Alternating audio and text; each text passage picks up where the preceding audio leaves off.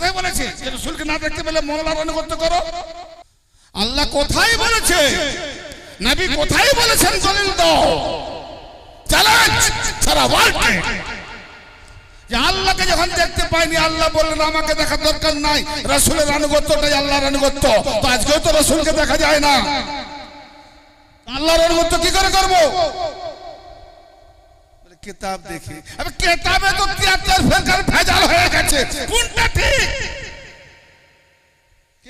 নবী খুদ বলেছেন 73 ফিরকা ভেজাল, তো ঠিক কোনটা? তখন তো ভেজাল হয়নি। আল্লাহকে আনুগত্য করতে গিয়ে নবীর আনুগত্য করেছি, তখন ভেজাল হয়নি, তখন ফিরকা ছিল না। কিন্তু আজকে তো ফিরকা হয়ে গেছে 73 ফিরকা, বা তো জাহান্নামী। তা আমি যার আনুগত্য করবো সে জাহান্নামী না জান্নাতি, প্রমাণ কি? খাজা বাবাকে আমরা কারামা কেন মানি, কি জন্য মানি বা মানতে হবে কিনা? আর যদি খাজা বাবা হিন্দুস্তানে না আসতেন, এই যে ছোট ছোট জাতের বাচ্চাগুলোকে পৃথ্বীরাজ ঘৃণা করতো না? ইতিহাস পড়েছেন? মুসলমান তো নিরেট মূর্খ, যদি দু একটা শিক্ষিত মূর্খের সঙ্গে থেকে মূর্খ হয়ে যায়। মুসলমান সব থেকে বিশ্বের মধ্যে দেখো শিক্ষা দীক্ষা, মুসলমান সমাজে শিক্ষা দীক্ষা সব দিক দিয়ে নিচ্ছে। এই জন্য মুসলমানদেরকে ক্যাপচার করতে মোল্লারা সুবিধা পায়। এরকম মূর্খ যত থাকবে আমরা ক্যাপচার করতে পারবো। যেদিন মুসলমান ডেভেলপ করবে, শিক্ষিত হয়ে যাবে, এখন শিক্ষা বাড়ছে, অনেক মুসলমান ডেভেলপ হচ্ছে। তারা বিভিন্ন কিতাব পড়ছে, গুগল দেখছে, নেট দেখছে, কে কি বক্তব্য দিচ্ছে শুনছে, ভেরিফাই করছে এবং কোরআন হাদিসের সঙ্গে মিলাচ্ছে। আর আমার বক্তব্য শুনে কোরআন হাদিসের সঙ্গে মিলিয়ে নেবেন। না জানেন মোল্লার কাছে নিয়ে যান, যে একটু শোনান। যদি না শুনতে চায় তাহলে বাইরে এসে হলে বক্স দিয়ে বাজান। জি, খাজা গরিব নামাজ যদি হিন্দুস্তানে না আসতেন, তাহলে আজকে ছোট জাত, ছোট জাত করে রেখেছিল আমাদের 14 পুরুষকে ছোট জাত করে রেখেছিল। এই ছোট জাতের বাচ্চাগুলো আজ বড় জাত হতো না। ছোট জাতের বাচ্চাকে খাজা বাবা মুসলমান করেছেন, তাদের বাচ্চাগুলোকে মৌলানা, হাফিজ, কারি, আল্লামা হয়ে খাজা বাবার দরবারের উপরে আবার ফতোয়া দেয়, শিরক, বিদআত। কত কি ফতোয়া!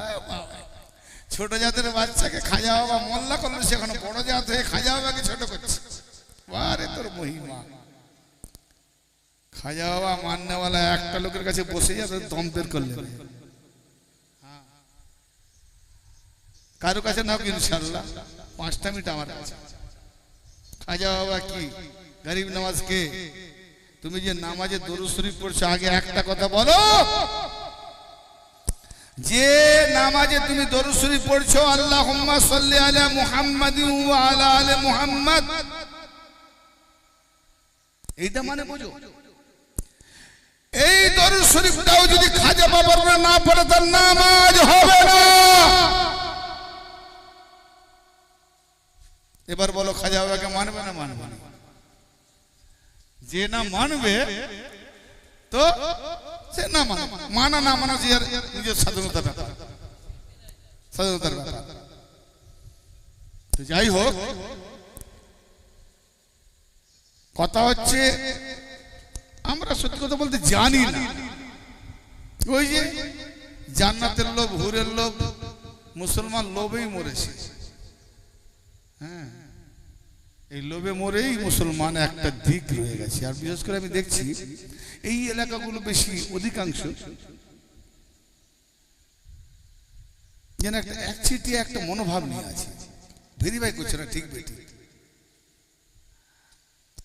5 রকম 5টা থাকবে, শুনবো তবে তো একটু মজা হবে কোনটা ঠিক বেঠিক। লড়াই তো আল্লাহ শয়তানের হবে। কি গো, শয়তান লড়াই করেনি? বেরাবার সময়, জান্নাত থেকে বেরাবার সময় শয়তান লড়াই করেছে। বাবা আদম আর মা হাওয়াকে এতটুকু ওই গন্ধম গাছের শিখি নেওয়ার পরে জান্নাত থেকে বের করে দিয়েছে। তাই এতটুকু অন্যায়ের জন্য, গন্ধমের জন্য যদি জান্নাত থেকে বের করে দেয়, আর তার বেটারা বেটিরা এসে কিলো কিলো কুইন্টাল কুইন্টাল কম খাচ্ছে, জান্নাতে ঢুকবে কি? কি গো, বাবা মা যাদেরকে দিয়ে আল্লাহ ফেরেশতা সায়দা করিয়েছে, আল্লাহ নিজে হাতে বানিয়েছে, আল্লাহ নিজে সুরতে বানিয়েছে, আল্লাহ নিজে থেকে বিয়ে পড়িয়েছে, হ্যাঁ, তাহলে সেই বাবা আদমকে ন্যাংটা করে জান্নাত থেকে বের করে দিল, আর তার বেটারা আবার সেই জান্নাতে যাওয়ার জন্য ঠুকে ঠুকে কপাল কালো করতেছে। তুমিও যদি একটা কিছু ভুল করো, তোমাকে যদি বের করতে হয়, কি গো? বাপ মাকে যেখান থেকে বের করে দেয় সেখানে যাওয়ার মরণ। আমি ওখানে যাবোই না, আমার জান্নাত দরকার নাই, আমার যাওয়া দরকার जन्नत। तू अल्लाह तू जन्नत दे या जहन्नम दे, मुझे कोई परवाह नहीं। तू कहाँ है?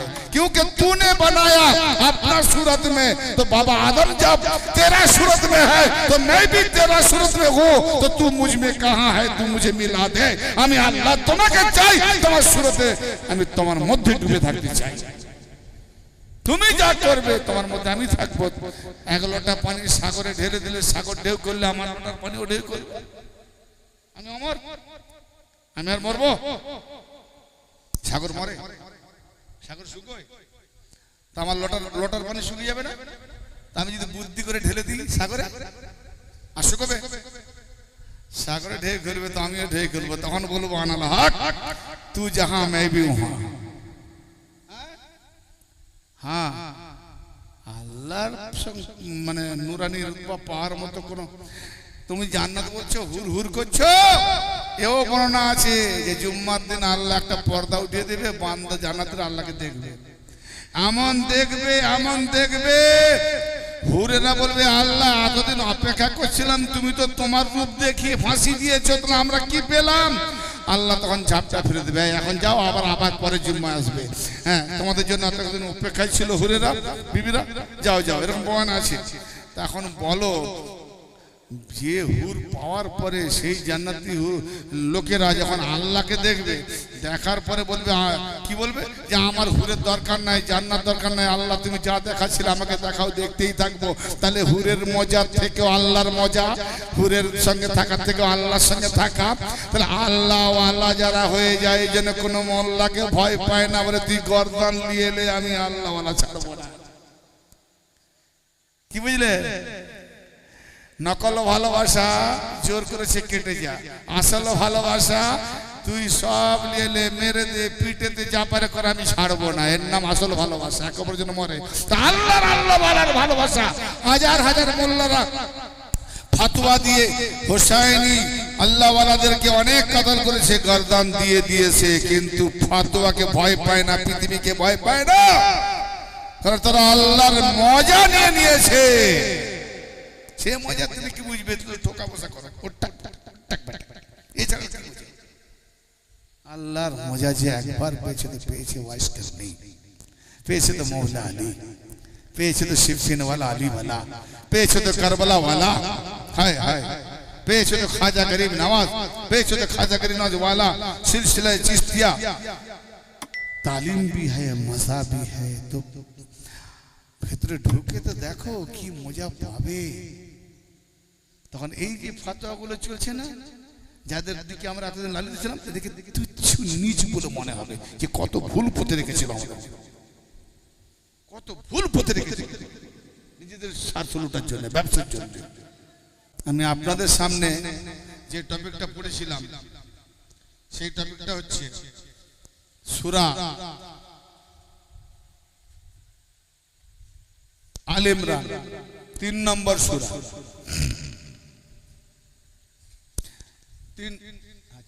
3 নম্বর সূরা। এবারে আমি আমার চ্যাপ্টার আসল দিকে যাচ্ছি, কারবালার দিকে, ঠিক আছে?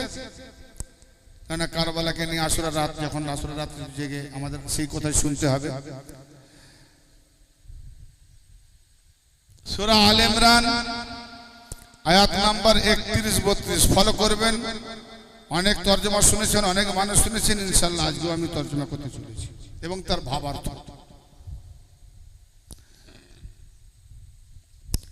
বিসমিল্লাহির রহমানির রহিম। قل إن كنتم تحبون الله। আল্লাহ পাক তার হাবিবকে বলছেন, হে হাবিব আপনি বলে দিন। তাহলে আল্লাহ বলে না, আল্লাহ তার নবীকে বলতে বলছেন যে আপনি বলে দিন। কি বলবো? ইন কুনতুম তুহিব্বুনাল্লাহ, যদি তোমরা আল্লাহকে ভালোবাসো। এখানে কারা কারা আছে আল্লাহকে ভালোবাসেনি? বাপ সবাই ভালোবাসে? আচ্ছা, দাবি সবাই আল্লাহকে ভালোবাসে। আল্লাহ বলবে জান দিতে হবে নি। আল্লাহর এক বান্দা বান্দি বড় অসহায়, তাদের গরিব দুঃখী বিয়ে শাদী দিতে পারে না। যদি বিয়ে শাদী না হয় পাপ করে ফেলবে। তার বিয়ের জন্য 10,000 টাকা কে দেবে? দেবে দেবে 10,000 টাকা। আমি কত ইনকাম করছি, দেবো 10,000। আল্লাহকে ভালোবাসি। এই যে বললাম না, মুখে দাবি আল্লাহকে ভালোবাসি, দেবার বেলা না, আল্লাহকে ভালোবাসি। ও সব মুখে দাবি অনেক দেখা আছে। ও টুপি জুব্বা হুব্বা নামাজি এসব অনেক আমার দেখা আছে, কত রঙ্গিলা। কিন্তু আসল দেওয়ানা চেনাই যায় না, সে দেওয়ানা।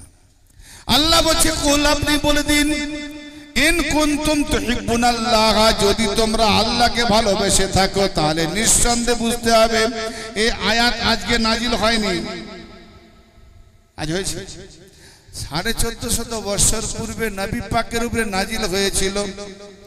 আর তখন বলছে কাকে না, নবীর পিছনে যারা নামাজ পড়ে। নবীর মুখ দিয়ে আল্লাহ বলেছে না, নবীর মুখ থেকে আল্লাহ বলেছে। তাহলে নবীর মুখ থেকে যখন আল্লাহ বলেছে, তখন যখন নাজিল হয়েছে কাকে বলছে? তখন ওখানে আমরা ছিলাম। তাহলে বলা হচ্ছে সাহাবাদেরকে। হ্যাঁ, তারা দাবি করত নবীর কাছে এসে, ইয়া রাসূলুল্লাহ, আমরা আল্লাহকে বড্ড ভালোবাসি, আমরা আল্লাহকে খুব ভালোবাসি, আমরা আল্লাহর ভালোবাসা ছাড়া আমরা থাকতে পারি না, আল্লাহকে ভালোবাসি। আল্লাহ বলে তোর ভালোবাসার দরকার নাই। আল্লাহ বলছে তোর ভালোবাসার দরকার নাই, আমার ভালোবাসা রাখ তোর পকেটে। এই জন্য বলছে হে হাবিব, আপনি বলে দিন যে তোমরা যদি আল্লাহকে ভালোবাসো ফাত্তাবিউনি, নবী আপনি বলে দিন যে ওরা যদি সত্যিকার আল্লাহকে ভালোবাসে তার নমুনা কি না, তুমি বলে দাও যে তোমরা আমার ইত্তেবা করো, ফাত্তাবিউনি। তাহলে আল্লাহর ভালোবাসার নমুনা নবীর ইত্তেবা করা, নবীর আনুগত্য করা, নবীর গোলামি করা, নবীর পায়রবি করা। নবীর পায়রবি করার নাম আল্লাহর ভালোবাসা। এই জন্য বলছি তুমি আল্লাহকে যে ভালোবাসবে, আল্লাহকে দেখেছো তো? দেখো না কি ভালোবাসবে, দেখো না তো কি ভালোবাসবে। তার দেখছো তো নবীকে। তো নবীকে যখন দেখেছো, নবীর মাধ্যমে তো আমি কোরআন দিয়েছি, নবীর মাধ্যমে তো আমি কলেমা দিয়েছি, নবীর মাধ্যমে তো নামাই দিয়েছি, নবীর মাধ্যমে তো দিনে উসুল দিয়েছি, নবীর মাধ্যমে তো দিন দিয়েছি। তো নবীকে না ভালোবাসে আমাকে ভালোবাসবে, অমন ভালোবাসা তোমার পকেটে রাখো। এই জন্যে হ্যাঁ নবী আপনি বলে দেন, যদি তোমরা আল্লাহকে ভালোবাসতে চাও তাহলে নবীর ইত্তেবা করো, নবীর আনুগত্য করো। নবীর আনুগত্য করলে কি দেবে আল্লাহ? নবীর ভালোবাসলে কি দেবে আল্লাহ? আল্লাহ বলছেন ফাত্তাবিউনি ইউহিব্বুকুমুল্লাহ, নবীর যখন গোলামি করবে, পায়রবি করবে, নবীর অনুসরণ করবে, তখনই আল্লাহ তোমাদের ভালোবাসবে। যেটা বলা যাবে না আল্লাহ ভালোবাসবে খারাপ কথা, তাহলে সোনা বলতে হবে, খারাপ কথা না তো বলবো না। আল্লাহ ভালোবাসবে, সুবহানাল্লাহ মুখ দিয়ে বেরাই। তার মানে এখানে আল্লাহ ভালোবাসার দরকার নেই। আমরা নবীকে ভালোবাসবো না, আমরা আল্লাহকে ভালোবাসবো, নবীর গোলামি করবো, আল্লাহ ভালোবাসা আমার ভালোবাসার দরকার নেই। তাই বলি সুবহানাল্লাহ, তাই সুবহানাল্লাহ বলি। তার মানে কেমন ওয়াজ হয় এটাও বুঝে গেল। আল্লাহর ভালোবাসা পেতে হলে নবীর ভালোবাসা চাই। ভালো করে বোঝো, রুট শুরু করে দিয়েছি আমি। এই যে রুট শুরু করেছি, বাস ঘন্টা খানেকের জন্য আমি আপনাদের মস্তিষ্ককে একটু প্রেশান করব, মানে লোড দেবো, চাপাবো। নিতে পারলে নিয়ে যাবে, না হলে রেখে দিয়ে চলে যাবে। হে নবী বলে দিন, ইন কুনতুম তুহিব্বুনাল্লাহ, যদি তোমরা আল্লাহকে ভালোবাসা দাবি করছো, আল্লাহকে ভালোবাসো না, আমার ভালোবাসা দরকার নাই। হ্যাঁ, যদি তোমরা আল্লাহকে ভালোবেসে থাকো আল্লাহ বলছে তার নবীকে, হে নবী বলে দেন কি না, তোমরা আমার অনুসরণ করো, আমার গোলামি করো, আমার পায়রবি করো, আমার ইত্তেবা করো, তাহলে কি হবে? ইউহিব্বুকুমুল্লাহ। নবীর পায়রবি করলে, নবীর গোলামি করলে আল্লাহ তোমাদের ভালোবাসবে। শুধু ভালোবাসবে না, ওয়াগফির লাকুম যুনুবাকুম, আল্লাহ পাক তোমাদের জন্য তোমাদের সকল গুনাহ খাতা মাফ করে দেবে। তাহলে গুনাহ খাতা কোথায় মাফ হবে? আল্লাহর কাছে হাত তুললে নয়, নবীর গোলামি করলে গুনাহ মাফ হয়। আল্লাহ ক্ষমা করে দে, ক্ষমা করে দে, মাফ করে দে, সাহেবরা কেঁদে কেঁদে হাউল, ক্ষমা করে দেবে? কোরআন প্রমাণ দিচ্ছে নবীর পায়রবি, নবীর গোলামি তে আল্লাহ ভালোবাসবে এবং আল্লাহ সকল গুনাহ খাতা মাফ করে দেবে। আল্লাহু গফুরুর রহিম, এবং আল্লাহ হলেন ক্ষমাকারী, অতি দয়ালু। তারপরে আল্লাহ কি বলছেন এরপরে? কুল, কত নম্বর পড়েছি? 31, 32, 31 আয়াত হয়ে গেল, এরপরের সঙ্গে আয়াত 32। কুল, হে নবী আপনি বলে দিন। কি বলবো? আল্লাহ বলছে কুল, হে নবী বলুন, কি বলবো? আতিউল্লাহ ওয়ার রাসূল, তোমরা আল্লাহর আনুগত্য করো এবং রাসূল। এখানে আতিউল্লাহ ওয়ার রাসূল, আতিউ আনুগত্য একটা শব্দ, দুজনের জন্য ব্যবহার করেছি। খাবে এসো দুজন, খাবে এসো একটা ভাষা, খাবে দুজন, তা দুজন, তুমি খাবে, তুমি খাবে না, দুটো খাবে বলবে না, দুজন খাবে, খাবে একটা, দুই হয়ে গেল। এখানে আতিউ, আমি কেন ভেঙে ভেঙে বলছি, মানে আল্লাহ ও তার রাসূলকে এখানে আনুগত্যের ব্যাপারে বরাবর দেখাচ্ছে যে আল্লাহর আনুগত্য আলাদা, রাসূলের আনুগত্য ছোট না, রাসূলের আনুগত্যটাই আল্লাহর আনুগত্য, এই জন্য এক আতিউ। ঠিক আছে, এই জন্য আমি আমার কথা বুঝতে পারছেন? আতিউল্লাহ ওয়ার রাসূল, এখানে ওয়াও দিছে যে আল্লাহর ও রাসূলের আনুগত্য করো, আল্লাহ ও রাসূলের আনুগত্য করো। তারপরে কি বললেন? ফাইন তাওয়াল্লাউ, সুতরাং যদি তোমরা মুখ ফিরিয়ে নাও, আল্লাহর আতাত করতে গেলে, আল্লাহকে দেখেছি যে আতাত করব, আমি কারো অনুসরণ করব, এ ভাই কোথায় যাবেন? আপনি অনুসরণ করুন, ওনার অনুসরণ করুন, ওনার অনুসরণ করুন, ওনাকে দেখে দেখে যান। কি আজ উনি যদি হারিয়ে যায়, আমি হারিয়ে যাই, বাস ভটকে গেলাম। তাহলে আল্লাহকে যখন দেখতে পাইনি, আল্লাহর অনুসরণ করবো কি করে? তাহলে আল্লাহকে অনুসরণ করতে গেলে রাসূলকে দেখতে পাওয়া যাচ্ছে, রাসূলের অনুসরণ করতে হবে। এই জন্য রাসূলকে আসতে হয়েছে দেহ ধরে। কি বললাম? রাসূল নবী হতে গেলে দেহ দরকার নাই, কিন্তু আমরা যে দেখে দেখে চলবো, দেখে দেখে শিখবো। তিনি জবান বলবেন দেহ দরকার, কানে শুনবেন দেহের দরকার। কি জি? দেখো না হলে কান হয় না, চোখ হয় না, নাক হয় না, মুখ হয় না, হাত হয় না, পা হয় না, আমাদের ধরবেন হাতের দরকার, আমাদের দাওয়াত নেবেন পায়ে চলে যাবেন পায়ের দরকার, আমাদের কথা শুনবেন কানের দরকার, আমাদের বলে শোনাবেন মুখের দরকার, আমাদের দিকে দেখবেন চোখের দরকার। তাহলে সব কিছু হলে দেহ হয়, তাই আমাদের জন্য দেহ, তার জন্য দেহ ধরে নিয়ে এসছেন, নালে নবী হওয়ার জন্য দেহ লাগে না। আজকে দেহ দিয়ে ধারণ করে এসে দিয়ে দিয়েছেন, অতএব দেহ নাই তো কি হবে? রুহানিয়াতে, রুহানিয়াতে, নফসানিয়াতে, নবী আলে নবী সব এখানে মওজুদ আছে। যে আমরা যেগুলো দিয়েছি, এই মোল্লারা সেরকম ঠিক বলছে কিনা সব শুনছেন ওনারা। কি ভাবলেন? নেই, সব রুহানিয়াতে নফসানিয়াতে শুনছেন।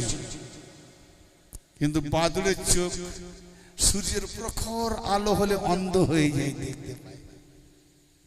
বাদুড় দেখতে পায় দিনের বেলা? জানেন না? বাদুড় দিনের বেলা দেখতে পায় না, সন্ধ্যের সময় ক্ষীণ ক্ষীণ অন্ধকার, ক্ষীণ ক্ষীণ আলোতে একটু দেখতে পাচ্ছে। এই তো আমাদের বাসা ঝুলছে, ওই বাসাটাকে সে বিল্ডিং ভাবছে, দিনের বেলা যদি দেখতে পেতো তার বিল্ডিং ভুলে যেত, কি বড় বিল্ডিং রে। এই হয়েছে আমাদের কুমার মেয়ে। কিন্তু সেই উজালার চোখ তৈরি করলে ওপেন দেখতে পাবে রাসূল মওজুদ আছেন। যে কারণে হযরত ওয়াইস করনি সম্পর্কে শুনেছেন কিনা জানি না, পরে মৌকা হলে ইনশাআল্লাহ মওজুদ বিষয়টা আলাদা আসবে। কি বলছেন?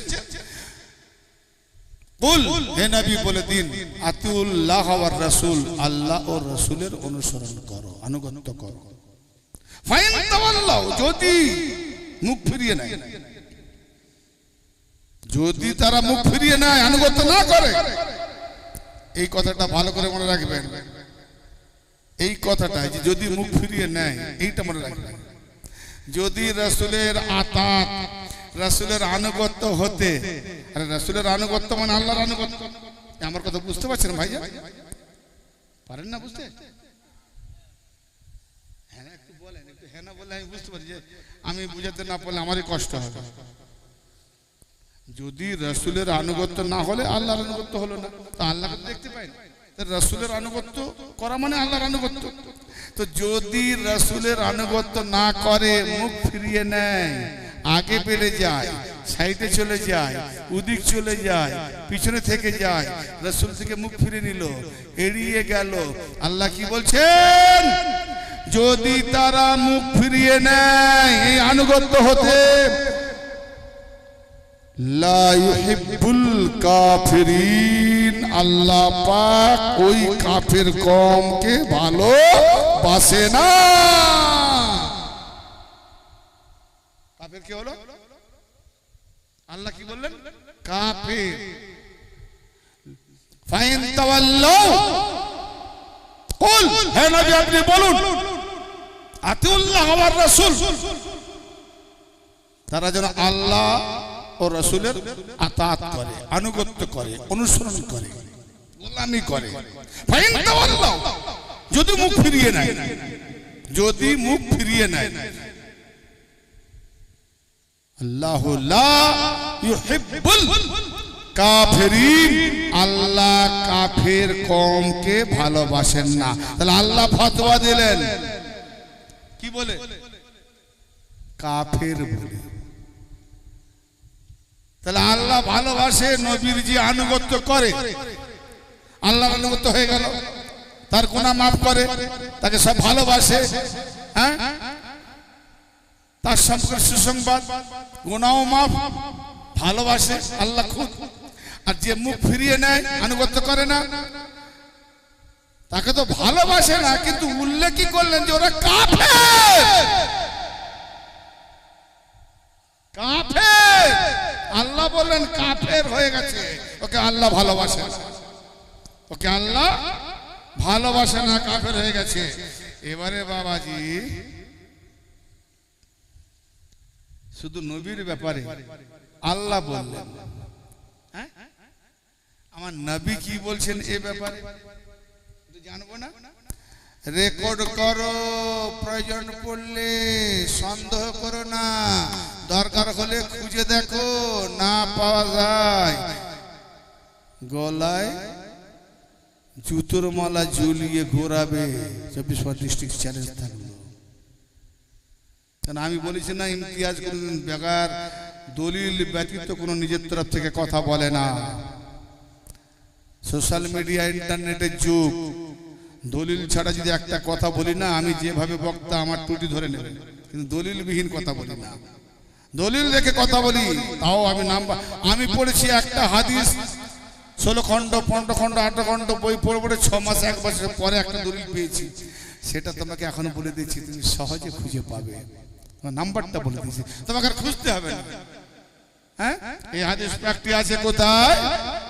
যে হাদিস পাকটি বলতে যাচ্ছি এই আনুগত্যের ব্যাপারে, এই আনুগত্যের ব্যাপারে, এই আতাতের ব্যাপারে। আমরা কি শুধু নবীর আতাত করব? তো নবী আজকে আছে, যেমন আল্লাহকে দেখা যায় না, তো নবীকে দেখা যাচ্ছে। তার আনুগত্য মানে আল্লাহর আনুগত্য।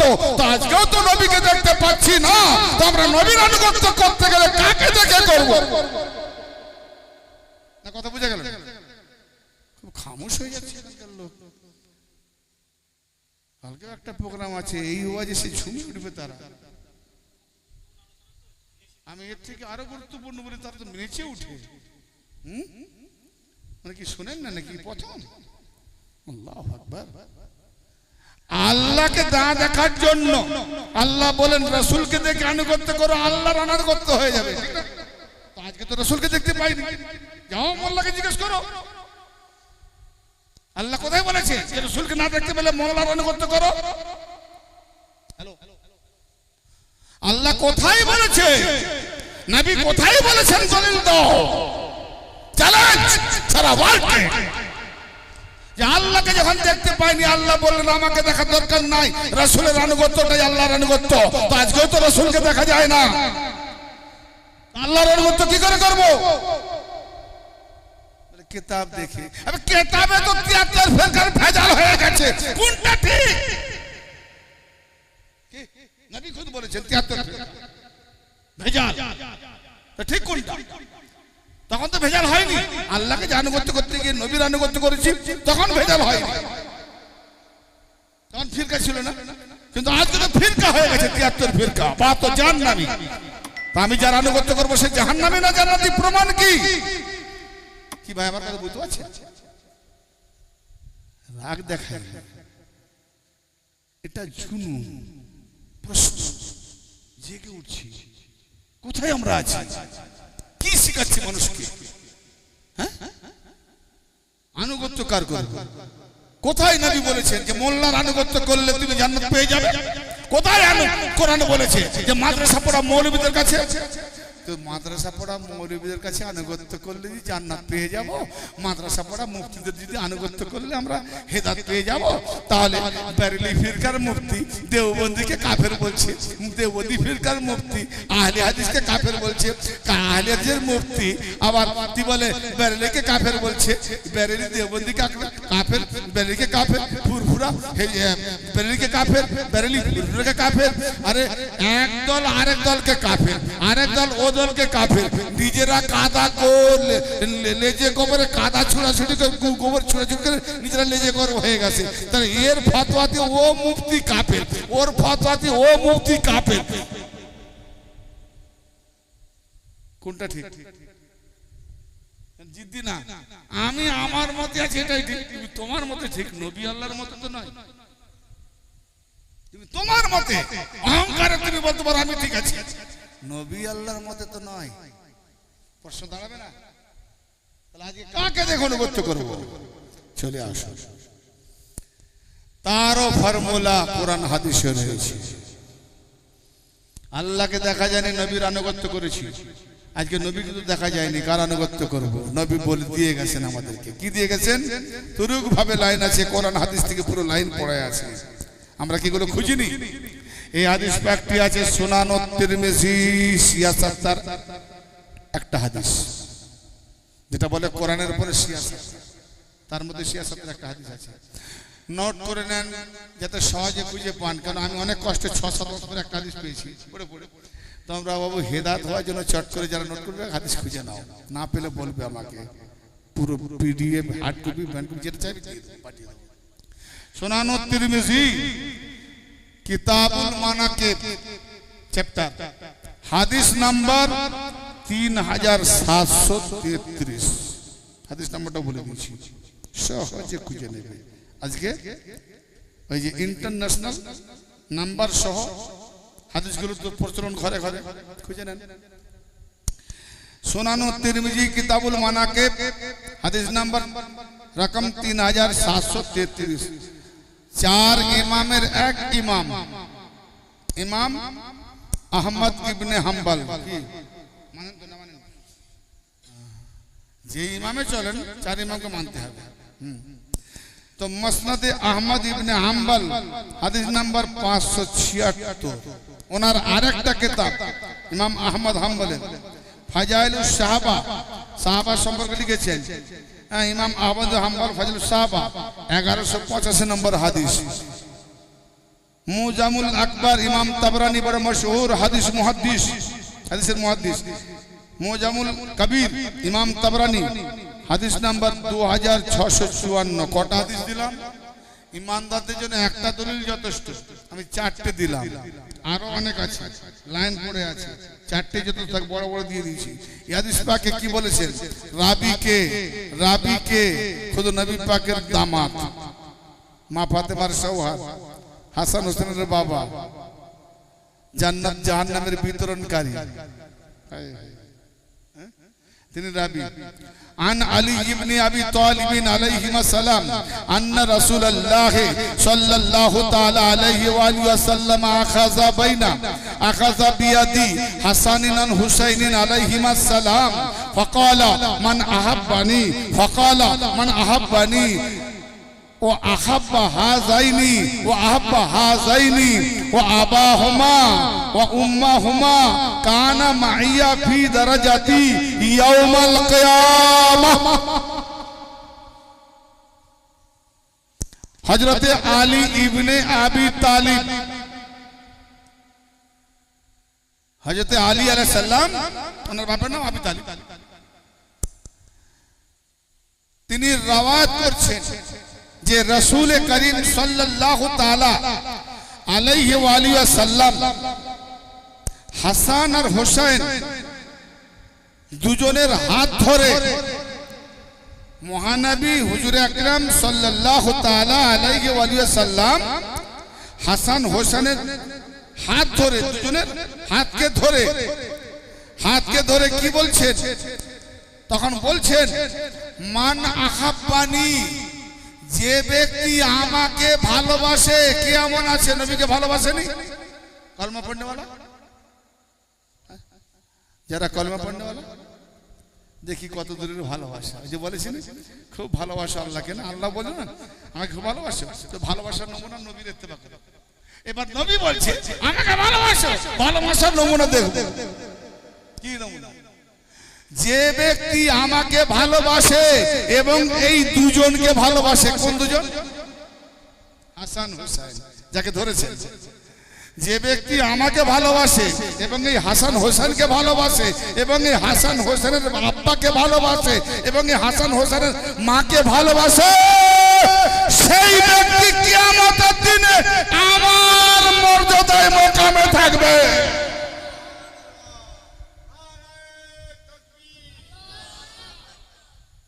কত বড় কথা!